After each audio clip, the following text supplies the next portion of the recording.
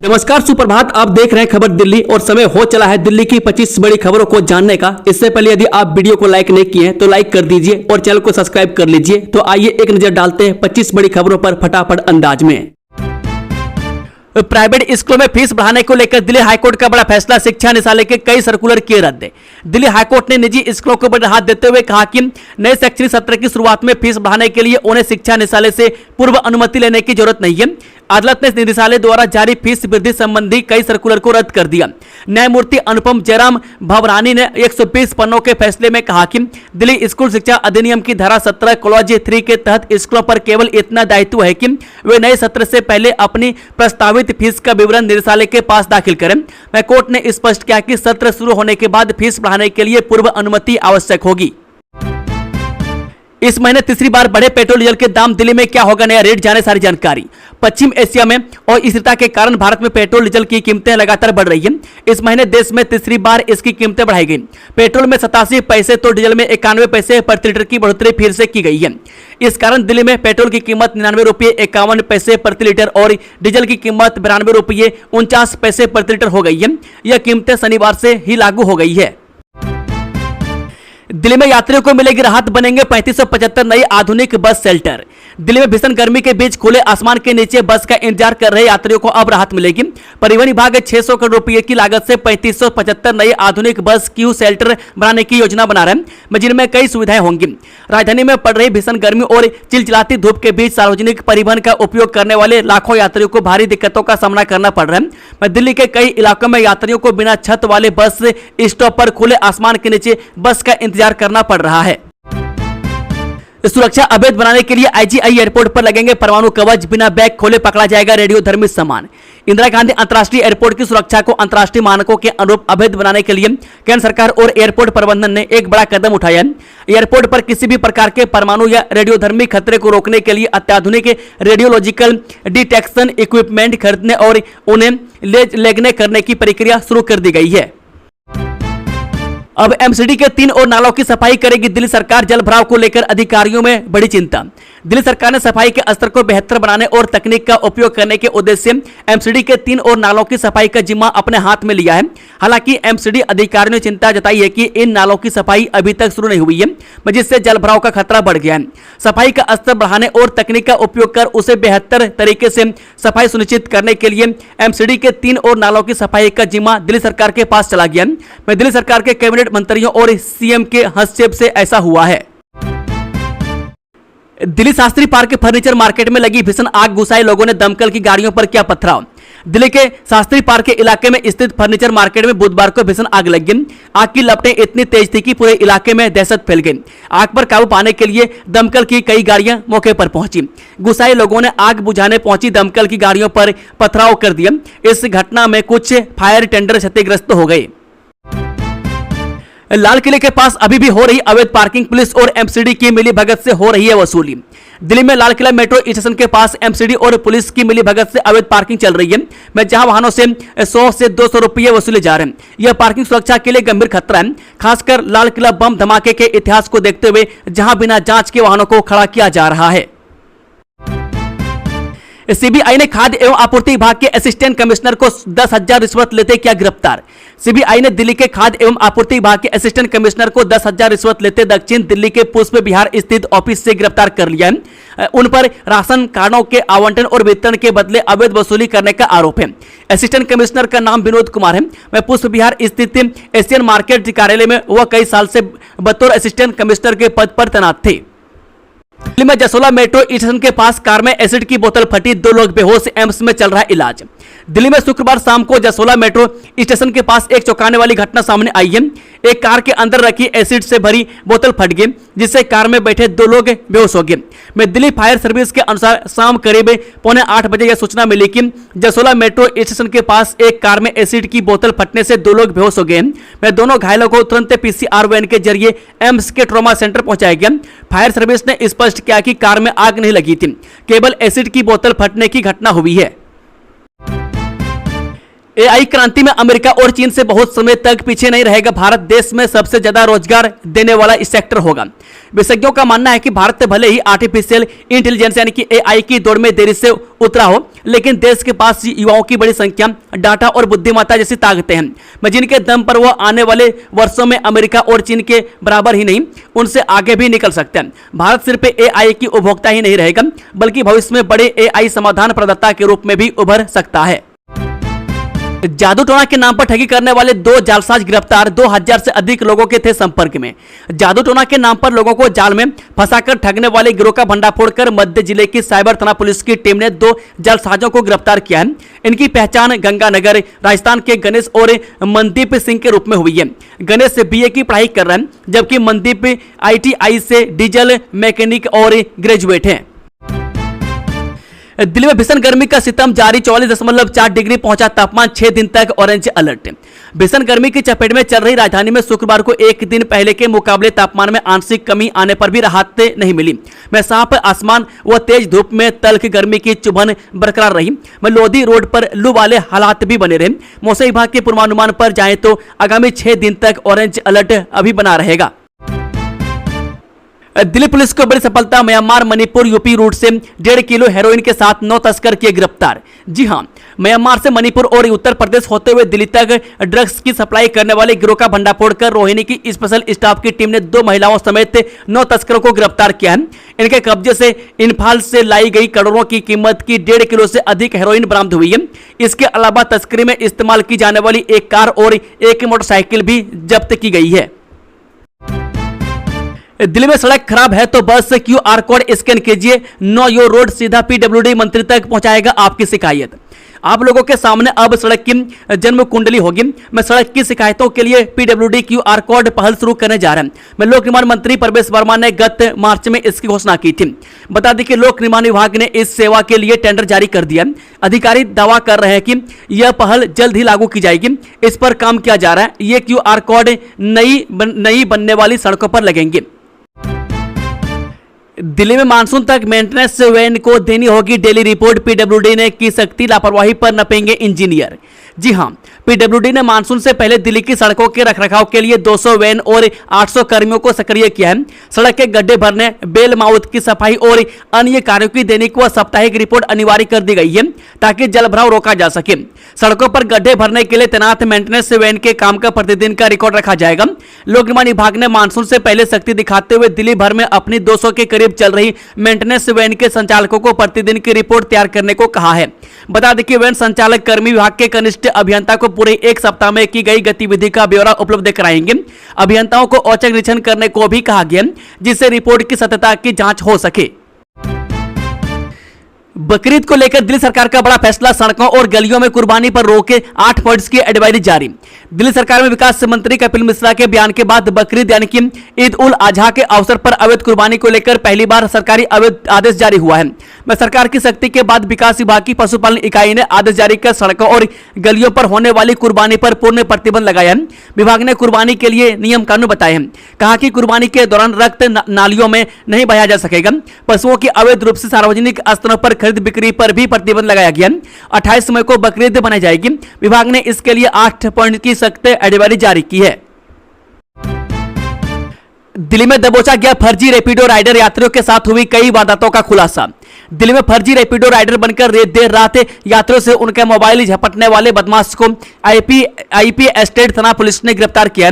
आरोपी यात्रियों को कम किराए का लालच देकर सुनसान जगहों पर ले जाता था और फिर मोबाइल झपट मार कर फरार हो जाता था।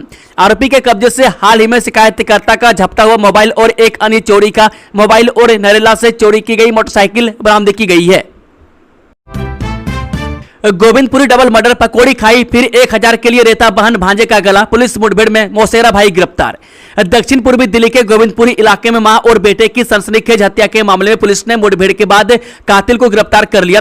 यह कोई और नहीं बल्कि मृतका शारदा का मौसेरा भाई है, जिसने बेरहमी से अपनी बहन और भांजे को मौत के घाट उतार दिया।